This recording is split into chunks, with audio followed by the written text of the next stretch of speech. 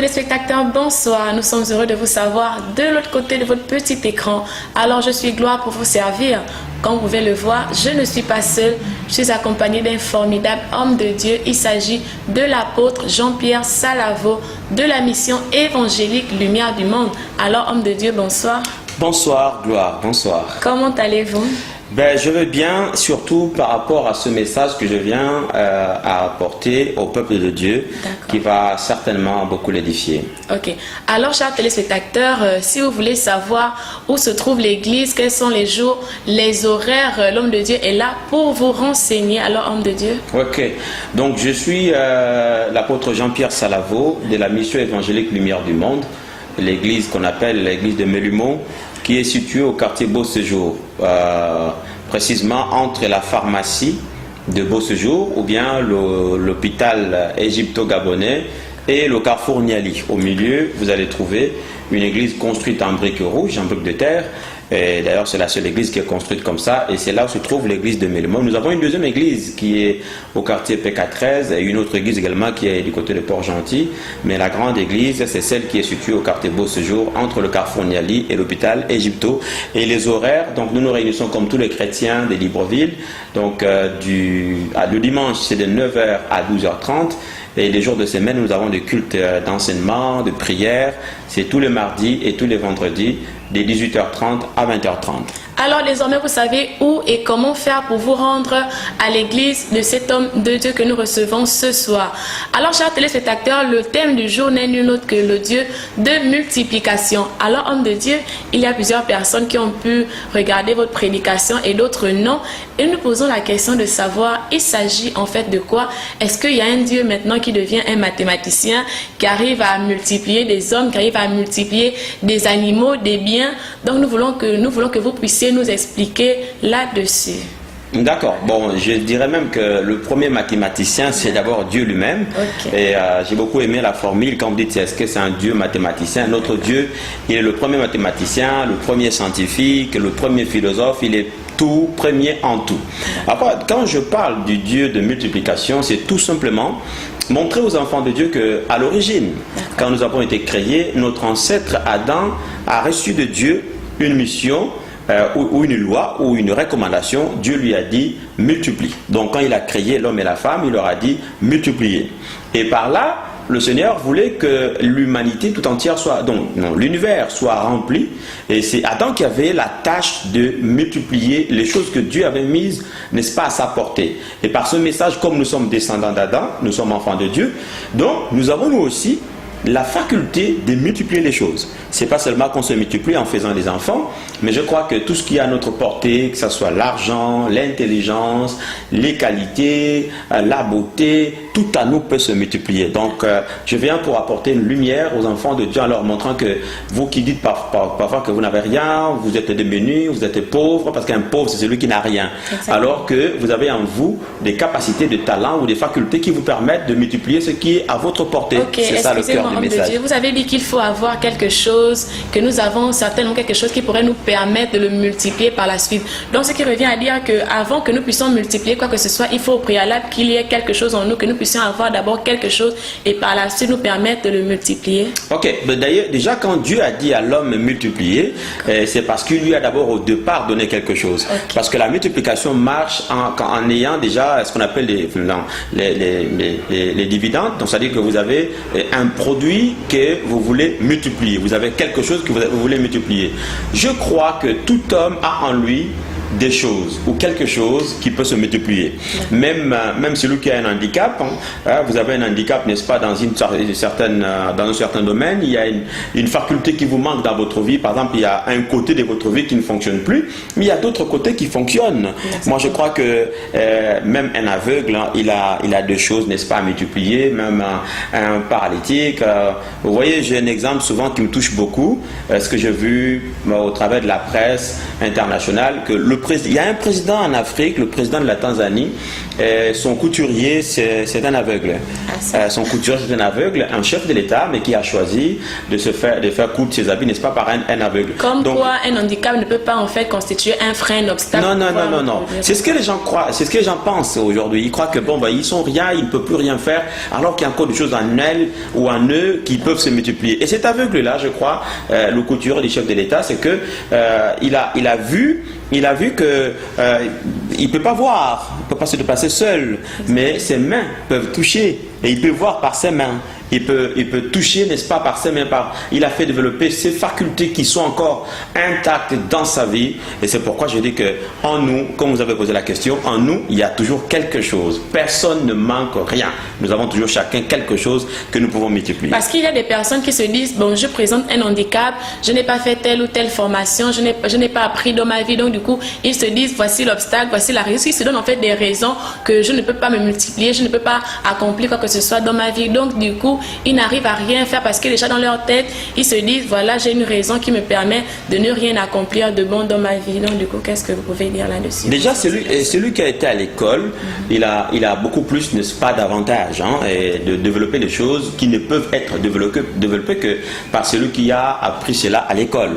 Je prends un exemple, un physicien, un mathématicien, il a besoin de passer des années sur le banc de l'école pour que les grands physiciens et mathématiciens. Mais il y a d'autres personnes qui n'ont pas eu soit la grâce ou la chance, comme on dit, de faire de longues études ou d'avoir des parents qui les ont aidés ou avoir des moyens, tout ça. Mais ils ont en eux des capacités. Ils ont en eux des capacités formidables. Il suffit seulement qu'ils comprennent, qu'ils détectent, qu'ils comprennent que j'ai en moi certaines choses que peut-être même celui qui est à l'école n'a pas. Et il suffit que la personne ait le courage de développer ce qu'il a compris en lui. Vous voyez, les gens de l'ancien temps, beaucoup n'étaient pas partis à l'école, mais il y en a qui ont développé des pratiques de pêche, des pratiques d'élevage, et d'ailleurs même ceux qui sont partis à l'école se sont inspirés de certaines pratiques de ceux-là qui n'ont pas été à l'école. Et puis il faut comprendre que l'école, c'est pas seulement celui qui s'est assis sur le banc de l'école publique. Il y a plusieurs manières, n'est-ce pas, d'apprendre. Si vous êtes à côté de moi, je peux être une école pour vous. Je peux vous montrer, je peux vous apprendre des choses. Donc il y a des gens qui ont été enseignés auprès des autres, les autres nous ont enseignés. Et ce sont, n'est-ce pas, des facultés aussi qui sont en nous, que nous pouvons facilement développer. Ok, homme de Dieu, nous entendons multiplication, ce qui revient à dire abondance. Est-ce que c'est parce qu'il y aura abondance, est-ce que c'est parce qu'il y aura multiplication que ça voudrait dire qu'il n'y aura plus de misère au sein de ce bas monde? La misère, il y en aura toujours. Il y aura toujours de la misère, il y aura toujours de la pauvreté, il y aura toujours de temps de souffrance. Et d'ailleurs, c'est à cause de toutes ces choses-là que beaucoup d'entre nous, nous recherchons Dieu. Et Dieu n'est pas ignorant de toutes ces choses. Il y a des parties des terres qui sont désertiques, il y a d'autres parties des terres qui sont, n'est-ce pas, fertiles. Nous avons, nous, la grâce d'avoir un pays où tout est complètement fertile. Mais même pendant la souffrance, vous pouvez développer quelque... Vous n'allez pas vous laisser mourir. Vous n'allez pas vous laisser en disant, écoutez, je n'ai pas eu la chance, je suis pauvre, mes parents sont nés pauvres, donc je mourrai pauvre. Non, on ne choisit pas ses parents, on ne choisit pas sa famille. Donc quand je suis né dans une famille pauvre, ce n'est pas un péché pour moi d'être né dans une famille pauvre. Mais ce sera une grosse erreur, une grosse faute que de mourir toujours dans cet état-là. C'est-à-dire que moi, en venant, avec la grâce de la parole de Dieu, je peux comprendre que je peux développer les choses, je peux changer l'histoire, n'est-ce pas, de ma famille, de mon père, de ma mère, si seulement je me lève. Je développe tout ce que Dieu a mis à ma portée. Beaucoup de personnes n'arrivent pas à développer ce qu'ils ont en eux ou en elles. C'est parce que tout simplement, il y en a qui sont paresseux, il y en a qui ne veulent rien faire, il y en a qui ne croient pas en eux-mêmes. Il y a d'autres qui sont même complexés, qui se disent, c'est surtout ça. Voilà, j'ai eu des grandes études, j'ai un grand diplôme, donc je ne peux pas me rabaisser à faire un métier qui ne me sied pas. Donc voilà. Et ça, c'est d'ailleurs beaucoup plus grave encore. Par exemple, aujourd'hui, vous voyez, quand nous regardons aujourd'hui, par exemple, notre continent africain, Dieu merci, l'Afrique d'aujourd'hui n'est plus celle d'il y a 30 ans ou 40 ans. L'Afrique aujourd'hui a beaucoup de têtes, beaucoup de savoir. Des gens qui ont fait des hautes études, il y en a qui ont bac plus 5, bac plus 6. J'ai rencontré une demoiselle il n'y a pas longtemps qui a bac plus 8. Et ça, c'est formidable. Et elle a appris plutôt dans les pays dits développés.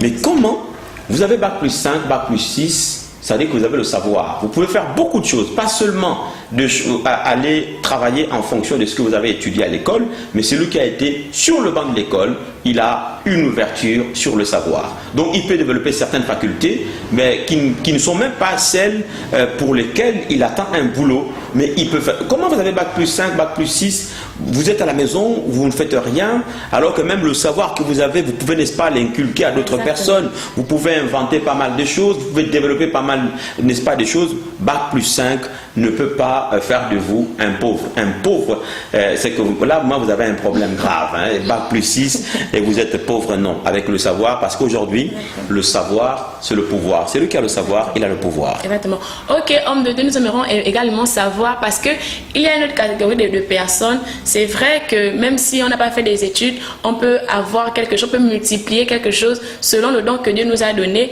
Et il y a cette catégorie de personnes là qui se disent, je suis belle, je suis beau, j'ai un physique assez imposant, donc je peux multiplier, je peux avoir quelque chose tenant compte de mon physique, de ma beauté. Que pouvez-vous dire par rapport à cette catégorie de personnes? Bon, je disais au départ de mon message que tout en nous peut se développer.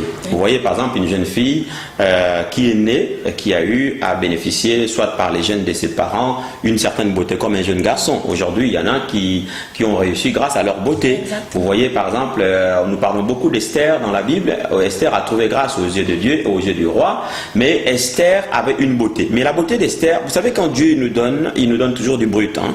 Dieu, il ne donne pas le produit fini. C'est à nous de développer. Ce que les gens ne comprennent pas dans l'histoire d'Esther, c'est qu'Esther était belle de nature, bien sûr, mais Esther, on a amplifié sa beauté, on a développé sa beauté, on a multiplié carrément la beauté d'Esther par des soins corporels. Esther a passé 1 an de soins du corps. Bon, maintenant, un jeune garçon qui, comme vous l'avez dit, il a un bon physique, ou une jeune fille, non, il ne faut pas qu'il se livre à la prostitution, parce que la prostitution, ce n'est pas ça le développement. Au contraire, la prostitution détruit la nation. Par contre, avec votre élégance, avec votre beauté, vous pouvez devenir, travailler dans certaines entreprises qui n'attendent que de personnes d'une certaine élégance. Donc, vous voyez, avec la beauté que Dieu vous a donnée, vous embellissez davantage, vous développez ces aptitudes que vous avez et ça peut vous porter, profit. Merci, homme de Dieu. Merci d'avoir précisé en fait ce point, parce qu'il n'y a pas que les chrétiens qui nous regardent, il y a également des païens. Et lorsqu'on parlait de l'aspect physique, c'est vrai que d'autres personnes pourraient se dire, je suis belle, je suis beau, donc je pourrais facilement vendre mon corps et tout pour en retour gagner de l'argent. Donc merci, homme de Dieu.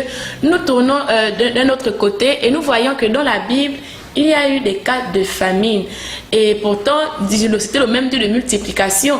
Donc que pouvez-vous dire par rapport à ce cas de figure où malgré le fait qu'il y avait un Dieu de multiplication qui était présent, mais il y avait toujours des cas de famine? Alors quand nous avons vu que le père Abraham, le patriarche, il a connu de temps de famine. Il vivait dans un pays où la famine est arrivée. La famine peut arriver à tout le monde.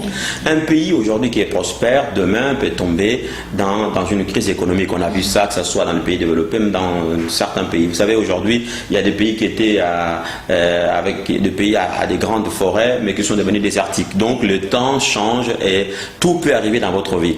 Mais Abraham, quand il a connu la famine, qu'est-ce qu'il a fait? Il s'est déplacé. Il est parti chercher la vie ailleurs. Si vous voyez que là où vous êtes, ça ne vous tient pas, cherchez à aller ailleurs. Et il y en a des personnes qui se développent en ville. Il y en a d'autres qui se développent à la campagne. Exactement. Voilà. Il y en a moi, j'ai vu quelqu'un en Côte d'Ivoire, lui, il est devenu un chef d'entreprise, un grand patron, en quittant la ville pour aller cultiver la terre, pour aller développer l'élevage dans son village. Et il a créé une coopérative qui aujourd'hui réunit pas mal de personnes. Donc, si vous constatez que le domaine dans lequel vous attendez le travail, admettons vous êtes un ingénieur, je ne sais pas quoi, en informatique et tout, ou bien il n'y a pas de boulot en ce moment-là, mais vous pouvez vous reconvertir, aller à autre chose. J'ai le témoignage de quelqu'un, un monsieur en Angleterre, à Londres, il était inspecteur financier. Il fut un moment en Angleterre où la crise économique a frappé le pays. Alors, Lui, il a été licencié comme beaucoup d'autres personnes, donc il cherchait à trouver de boulot. Il avait une maison à crédit, il avait une voiture qu'il avait payée à crédit, il n'y avait plus l'argent pour rembourser. Et qu'est-ce qu'il a fait lui? Eh bien, il a cherché il a eu à entendre dans la ville qu'il y avait un concours pour des conducteurs de bus. Alors quelqu'un qui était un inspecteur financier, maintenant conduire un bus, eh bien quoi, c'est une dégradation en réalité. Mais le monsieur a dit il n'y a pas de son métier, et donc il a postulé, il a passé le concours, et voilà, il a fait 3 ou 4 mois, 6 mois de formation, et voilà, il a eu son diplôme pour conduire le bus à Londres. Et il a pu sauver et sa maison et sa voiture, bien que son niveau de vie était dégradé. Mais quand ça se dégrade, ça ne veut pas dire que vous allez rester là tout le temps. Si vous étiez peut-être, je ne sais pas moi, un grand chef, aujourd'hui la situation n'est plus celle-là. Excusez-moi, parce qu'il y a des personnes aussi qui disent, voilà, on m'a lancé un fusil nocturne, voilà, on m'a fait ceci, cela au sein de ma famille, donc du coup, je suis bloqué, je ne peux pas trouver d'autres issues, d'autres moyens pour pouvoir m'en sortir. Donc vu que là c'est fermé, c'est fini quoi, ma vie est finie, je n'ai plus de solution, je n'ai plus d'issue. Ouais, ben, si on vous a lancé un fusil nocturne, ça veut dire que c'est quelque chose, n'est-ce pas, de Satan. Allez voir un homme de Dieu, il va prier pour vous. Mais je crois que, vous savez, d'ailleurs, le mot le dit, fusil nocturne, ça veut dire qu'il y a un fusil qui a été utilisé. Donc, dans un fusil, il y a toujours une balle. Et quand la balle sort, et la balle touche toujours une partie du corps.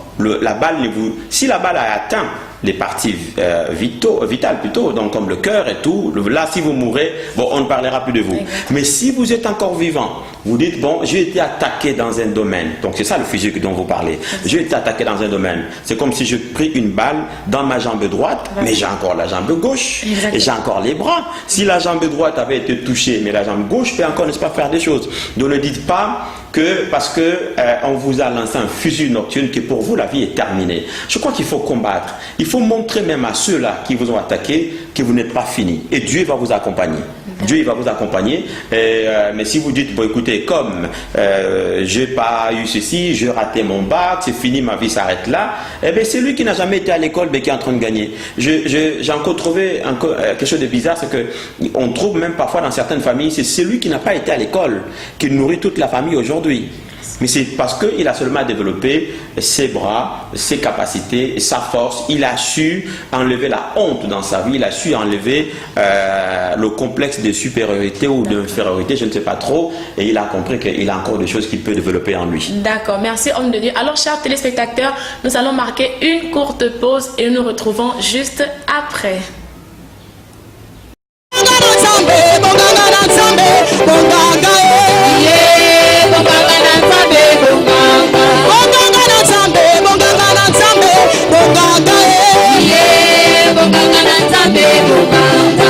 L'Esprit du Seigneur est sur moi. Il m'a oint pour annoncer la bonne nouvelle. Il m'a oint pour guérir tous les malades. Il m'a oint pour renvoyer libre les opprimés et délivrer tous les captifs. L'Esprit du Seigneur est sur moi. Il m'a oint pour annoncer la bonne nouvelle. Il m'a oint pour guérir tous les malades. Il m'a oint pour renvoyer libre les opprimés et délivrer tous les captifs.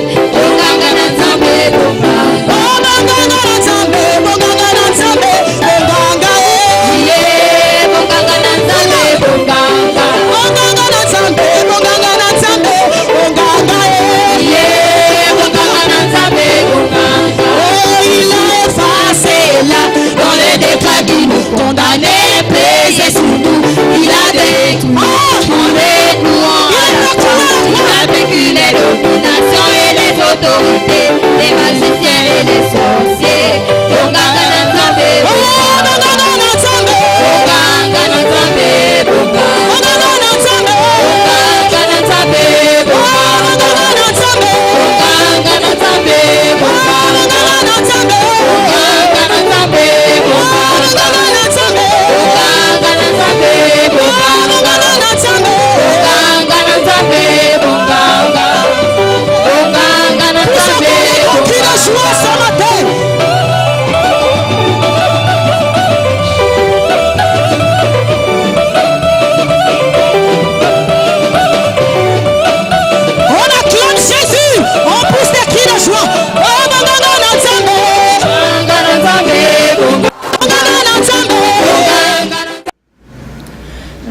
sur ce plateau, comme je le disais tantôt, je suis Gloire pour vous servir et je suis accompagnée de l'apôtre Jean-Pierre Salavo. Il est question aujourd'hui du Dieu de multiplication, ce Dieu-là qui a la capacité de multiplier nos biens, des hommes, des animaux et n'importe quoi, car c'est un Dieu qui n'a pas de fin ni de limite.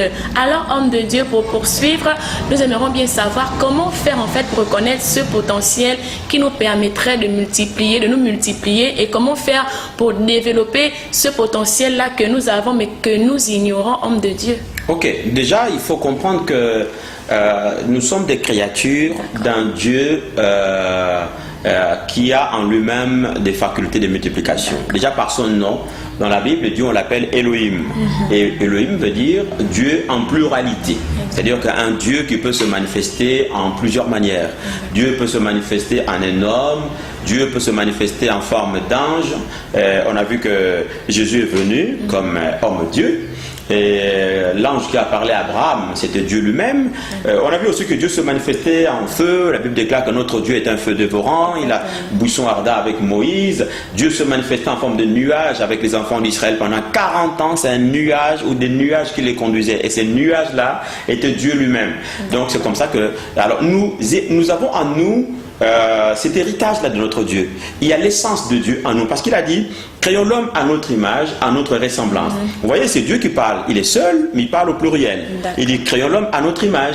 Parce que c'est ça Elohim. Il est dans cette diversité-là. Donc, premièrement, il faut croire en ce Dieu. Il faut croire en ce Dieu qui t'a créé. Il faut croire que tu as été créé par Dieu et que tu as les essences de Dieu en toi. La substance de Dieu est en toi. Si Dieu peut multiplier les choses, toi aussi avec ce Dieu-là, parce que tu as confiance en lui, tu peux multiplier les choses, les capacités qu'il a mises en toi. Alors comment comprendre que j'ai des capacités? Eh bien, c'est très simple. Chacun de nous est différent, n'est-ce pas, des autres ou des autres. Il y a des choses que vous faites. Le problème, c'est avec beaucoup de personnes, c'est qu'elles ne prennent pas le temps de développer quelque chose qui est en elle comme une aptitude. Et d'autres surtout manquent de confiance, parce que tu peux te dire, je sais par exemple chanter, je sais par exemple cuisiner, mais tu te dis, est-ce que vraiment je pourrais? Et qu'est-ce que les gens diront quand ils me verront faire telle ou telle chose? Est-ce que je suis vraiment capable? Est-ce que je suis apte à faire cette chose? Déjà, quand vous n'avez pas confiance à vous-même, c'est difficile d'aller très loin. Et même parfois, vous avez une petite confiance à vous-même, vous avez besoin d'avoir des personnes qui peuvent vous booster, des gens qui peuvent vous encourager. Moi, j'ai encouragé plusieurs personnes, j'ai encouragé des gens à créer des entreprises, à faire ceci. Quand je vois quelqu'un qui a Une fois, j'ai vu une petite fille, j'étais dans un pays d'Afrique, j'ignore, je ne sais plus où, mais une petite fille de 7-8 ans qui chantait très bien. Je parlais à ses parents. J'ai dit, si vous encadrez cet enfant-là, il vous fera de merveilles dans votre vie. Donc, vous voyez, on peut découvrir quelque chose. Il faut comprendre que vous ne pouvez pas devenir quelqu'un de très fort, de très grand, si on ne vous a pas aidé. Parfois, vous avez besoin d'être aidé, d'être poussé, d'être boosté. Et il y a une histoire que je connais aux États-Unis d'Amérique. Il y a une jeune fille, elle avait 17 ans à l'époque. Comment elle s'est développée? En fait, quand elle est arrivée aux États-Unis avec ses parents, ils étaient une famille pauvre, la vie était difficile, mais elle partait à l'école. Mais elle fabriquait sa propre crème, la crème pour les jeunes filles, tout ça. Mais ces crèmes-là, la formule de ces crèmes, elle faisait ces crèmes-là avec quelques noix qu'elle écrasait. Elle avait vu cela de sa grand-mère quand elle était encore en Haïti. Bon, sa grand-mère est décédée, mais elle a gardé l'image de ce que la grand-mère leur frottait. Donc, aux États-Unis, elle a commencé... Excusez-moi, s'il vous plaît, c'est exactement ce que vous disiez, que c'est apprendre, c'est pas seulement sur le banc de l'école, nous pouvons apprendre de plusieurs manières. Voilà, apprendre sur le tas. Donc, elle a commencé à appliquer cette crème sur son corps, sur sa peau, et c'était très bien. Et les autres collègues des classes, on lui demandaient, mais quelle crème tu appliques toi? Parce que ta peau, elle est toujours belle. Donc, elle leur a parlé, et les collègues ont demandé, elle leur a apporté une partie. Mais quand elle a constaté que non, mais ça intéressait tout le monde, même les mamans ou les femmes, donc les mamans de ses collègues s'intéressaient à cette crème-là, elle a dit non, mais il faut que je commence à vendre ça. Donc elle en fabriquait maintenant beaucoup plus, et puis quelqu'un l'a aidé à créer une entreprise, et aujourd'hui, je vous parle, c'est une crème qui est beaucoup appréciée aux États-Unis d'Amérique. Je ne dirai pas le nom pour ne pas faire la pub, n'est-ce pas, de quelqu'un, je ne vais pas être poursuivi. Donc voilà, quand vous êtes capable de faire quelque chose, vous voyez qu'en vous, il y a une aptitude, il y a des choses, comme elle a dit, il y en a qui savent bien préparer certains plats du village, vous avez appris auprès de vos parents, ne négligez rien. ne négligez rien. Je vous donne un exemple. On ne néglige pas en fait nos faibles commencements. On ne néglige pas les faibles commencements. L'homme qui a fabriqué le téléphone, monsieur Graham, il est mort depuis très longtemps, en 1800. L'histoire nous raconte que cet homme, sa femme était sourde et sa maman était sourde aussi. Donc elle avait parfois du mal à communiquer avec ses parents, disons sa famille, et surtout quand c'était à distance. C'est comme ça qu'elle a poussé la pensée, comment je peux développer un système, n'est-ce pas, de communiquer même à distance. Et c'est comme ça qu'elle a eu à fabriquer un appareil. Je ne sais pas comment elle avait commencé, mais elle a fait le téléphone. Donc pour la première fois, 2 personnes distantes pouvaient se communiquer. Et c'est comme ça que le téléphone est né, en 1840 et quelque comme ça. Mais les gens qui sont venus après, ils ont vu le potentiel qui est dans le téléphone. Donc d'autres personnes ont développé encore d'autres systèmes dans le téléphone. Et vous voyez aujourd'hui ce que le téléphone est capable de faire. Le téléphone n'est plus seulement un moyen de communication entre 2 personnes. Avec le téléphone, on peut communiquer avec plusieurs personnes parce que d'autres personnes ont pris cette matière-là et ils l'ont encore développée. Vous savez, le cerveau d'un humain, le cerveau de l'homme est capable de faire de merveilles.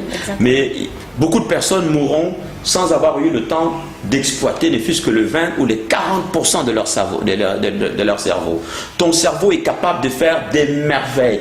Ne reste pas avec cette pensée que tu as. Peut-être tu as des choses que tu sais faire, même tricoter, même tisser. Ne méprisez pas les artisans, ceux qui nous fabriquent des choses, des mortiers. Bon, voilà, ils font quelque chose. Je crois qu'aujourd'hui, ce qui peut même aider l'Afrique, c'est quand l'Africain se mettra en tête que nous devons créer. Un pays qui ne crée pas, un pays qui ne fabrique pas, s'il n'y a pas la création chez nous, nous ne pouvons pas nous développer. Donc aujourd'hui, on veut voir que non, même la pelle est fabriquée chez nous, même la brouette est fabriquée chez nous. Mais nous avons des ingénieurs. Comment on ne peut même pas fabriquer ne fût-ce qu'une brouette dans le pays, ou une brouette, ou je ne sais pas quoi. Non, on ne doit pas continuer tout le temps à importer. Nous avons le potentiel. Mettons-nous au boulot, mettons-nous, n'est-ce pas, à utiliser ce que Dieu nous a donné, et chacun verra ce que Dieu peut faire dans sa vie. Ok, homme de Dieu, nous vous remercions. Et voilà quoi, c'est vrai, ce message est important, ce message est vraiment éducatif, c'est quelque chose vraiment qui touche et qui pourra aider un bon nombre de personnes. Mais homme de Dieu, nous voulons savoir qu'est-ce que vous pouvez apporter d'autre. Vous accompagnez ce message par quoi, afin de nous permettre de nous multiplier, de multiplier en fait notre potentiel, ce que Dieu a imparti, ce que Dieu a déposé en chacun d'entre nous. Oui, aujourd'hui il y a des gens qui sont capables, n'est-ce pas, de faire du commerce. Bon, tout le monde ne peut pas être un commerçant et on ne fait pas le commerce. On ne peut pas devenir un grand commerçant comme ça au hasard, il faut apprendre. Il faut aller auprès de certaines personnes qui, elles, sont passées par là. Donc, je crois que par rapport à tout ce que je suis en train d'expliquer dans mes séminaires, s'il y a certaines personnes qui aimeraient comprendre ce qu'elles peuvent faire et donc à me téléphoner, à prendre contact avec moi, je peux leur montrer ce qu'elles peuvent faire, n'est-ce pas, par rapport au potentiel qu'elles ont. Vous voyez dans la Bible, même il y a certaines personnes qui avaient... Je prends un exemple dans la Bible. Le jeune prophète, qui n'était pas encore prophète, Élie, et disons, Samuel. Samuel a été aidé par un grand prophète, donc un grand sacrificateur qui était le sacrificateur Élie. Samuel entendait le son de Dieu. C'était une matière, c'était une sémence qui était déjà entrée. Dieu lui a donné la sémence de la parole de Dieu. Mais Samuel ne comprenait pas, ne savait pas comment décortiquer le message de Dieu. Lui, il voyait que c'était son maître, Élie, qui lui parlait, et pourtant c'est Dieu. Et c'est comme beaucoup de personnes aujourd'hui, le peu qu'ils ont là, ils croient que pour eux c'est un jeu, alors que selon Dieu, ce n'est pas un jeu. C'est un moyen que Dieu leur a donné pour se développer, pour faire beaucoup d'autres choses. On ne peut pas tout expliquer à une émission comme ça. Si quelqu'un veut comprendre davantage, je peux dire que même si vous avez un handicap, même s'il y a certaines choses dans votre vie qui ne fonctionnent pas, je peux vous montrer qu'en vous, il y a un autre potentiel qui peut étonner. Nous avons des personnes qui souvent dans leur famille, dans leur milieu, qu'on appelle des vauriens, qui ne savent rien faire. Mais si ce gens-là rencontrent quelqu'un qui peut leur montrer les aptitudes qui sont en elles, et les qualités qui sont en elles, et que ces personnes mettent ces qualités, n'est-ce pas, en œuvre, mais elles peuvent faire de merveilles. Exactement. Alors, chers téléspectateurs, vous pouvez faire un pas, un grand pas avec le peu que vous avez, un pas vers votre destinée. Alors, cher homme de Dieu, est-ce que vous avez des exemples de personnes que vous avez aidées, des personnes grâce à qui, par qui ce message est passé afin de pouvoir montrer comment ils ont pu multiplier multiplier leurs avoirs, leur potentiel. Oui. J'aime pas trop souvent parler de gens. J'aime que quand ce sont ces gens eux-mêmes qui parlent de ce qui s'est passé. Bon, d'accord, j'ai quelques exemples. Il y a certaines personnes que j'ai encouragées. Je connais un jeune homme, par exemple, que j'ai encouragé. Il était un photographe, il était un technicien, il touchait un peu à tout. Je l'ai aidé à créer une entreprise. Aujourd'hui, il a une entreprise, n'est-ce pas, qui est florissante. Il n'est plus dans la photographie, mais je voyais en lui un potentiel dans cette technologie-là. C'est pas quelqu'un qui a fait des grandes études d'ingénierie, mais aujourd'hui, il peut dépasser certains ingénieurs. Je ne peux pas citer le nom. Je connais un autre monsieur qui, lui, il était boucher. Donc, il vendait de la viande. Alors, à un moment comme ça, tout est tombé dans sa vie. Il n'avait plus rien. Et quand je suis arrivé dans cette ville-là, on m'a parlé de lui. Je demandais à ce que je prie avec lui. Et en priant avec lui, je lui ai dit, mes frères, si tu ne peux plus... Il m'a dit, je lui ai demandé, mais pourquoi vous ne travaillez plus? Il m'a dit, non, mon commerce est tombé, je n'ai plus rien, il n'y a plus l'argent pour acheter une vache. J'ai dit, mais maintenant, commencez à développer autre chose. Qu'est-ce qu'il a fait? Il a commencé par développer des attitudes d'agriculture qu'il avait. Il a eu un peu d'argent, il a acheté une vache, il a créé lui-même sa propre ferme. Il a eu une vache, 2 vaches, 3 vaches, et petit à petit. Et je crois que quelques temps après, quand je suis reparti dans le même pays, dans la même ville, on m'a dit qu'il avait déjà 30 têtes de bœufs. 30 têtes, quelqu'un qui était un boucher tombé en faillite, et voilà, je le retrouve avec 30 têtes de bœuf, et je lui ai donné, et je lui ai montré, n'est-ce pas, et comment il fallait faire. Donc voilà, et dans la vie, parfois, vous avez besoin d'avoir un mentor, quelqu'un qui vous conseille, quelqu'un qui peut vous dire, faites ceci, faites cela. S'il suffit seulement de suivre, tout ne sera pas facile. Vous n'allez pas rouler sur un rail facilement. Il faut se battre, mais vous allez voir que si on vous aide, vous pouvez, n'est-ce pas, devenir quelqu'un avec quelque chose de très important. Exactement, homme de Dieu. Voilà pourquoi, comme vous avez souligné tout à l'heure, c'est vrai, tu as un potentiel, c'est vrai, Dieu a imparti quelque chose en toi, mais si tu n'as personne, pour te booster, si tu n'as personne pour te motiver, personne pour te montrer la voie, pour t'orienter, quelqu'un qui sera pour toi un père, une mère pour te montrer le chemin, vraiment, homme de Dieu, ce sera compliqué. Voilà pourquoi il faut attirer l'attention des uns et des autres, capables en fait de motiver, de booster ces personnes-là qui ont parfois la volonté de pouvoir faire quelque chose de ce qu'ils ont. Ok, homme de Dieu. Chers téléspectateurs, nous allons peu à peu vers la fin de cette première partie, car homme de Dieu, nous allons revenir là-dessus, n'est-ce pas? Tout à fait, oui. Ok, chers téléspectateurs, nous voulons tout simplement vous remercier parce que vous avez été nombreux à nous regarder et nous vous invitons bien évidemment lors de nos prochaines émissions. Comme ça, nous vous remercions. Homme de Dieu, un mot pour terminer cette première partie. Avant de terminer, il y a un aspect que je voulais souligner parce que aujourd'hui, dans la nation, dans toutes les nations, surtout africaines, nous voyons tout le monde, les diplômés attendent tout de l'État, de la fonction publique, mais parfois c'est saturé. La fonction publique ne peut plus répondre aux besoins, n'est-ce pas, de tout le monde. Tout le monde ne peut plus être cadre à la fonction publique, mais tout le monde peut faire quelque chose. Tout le monde peut développer quelque chose, surtout ceux qui sont revenus avec un grand savoir. Ne restez pas seulement dans le domaine dans lequel... Et je tiens à souligner qu'il est très important à un homme d'avoir plusieurs métiers. D'avoir plusieurs connaissances. Vous pouvez faire ceci, vous pouvez faire cela, vous pouvez construire une maison, vous pouvez fabriquer certaines choses, essayer de vous diversifier, de développer certains potentiels qui sont cachés en vous, peut-être que vous négligez, mais qui peuvent vous apporter quelque chose. Si vous estimez que, selon les connaissances, les diplômes que vous avez, vous attendez à un salaire d'1 million, mais si c'est un travail qui vous paye de plus que 150 000, 200 000, dans un premier temps, avant de trouver celui qui vous paiera 1 million, commencez par cela, parce que la force d'un homme, la force d'une femme, c'est quand vous avez de l'argent. On ne va pas vous respecter parce que vous dites que vous avez des grands diplômes.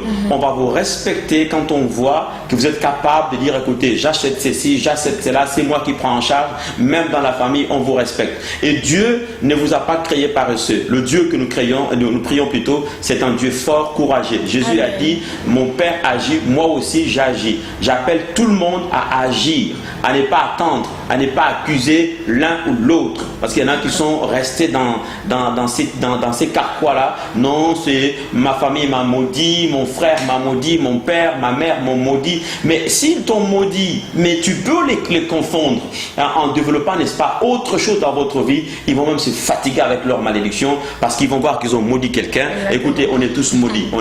Il y a des gens qui lancent des sorts sur nous tout le temps. Mais nous le disons, nous n'allons pas rester sur ce que eux ils ont voulu que nous soyons. Nous avons développé, n'est-ce pas, des choses dans notre notre vie et nous nous en sortons. Vous pouvez vous en sortir si vous croyez que Dieu a mis en vous des capacités potentielles. Et si vous voulez comprendre davantage, essayez de me contacter, on va se retrouver et on va discuter. Ok, alors chers téléspectateurs, nous vous remercions et nous vous invitons à nous regarder lors de nos prochaines émissions. Merci pour votre attention et à très bientôt. Bonganga na nzambe,